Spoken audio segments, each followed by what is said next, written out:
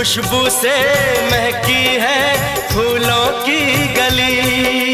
गीत गाए नदिया लहरों में है सरगम, है घटा दीवानी बूंदों में है छम छम। क्या मौसम आया है, क्या मौसम आया है।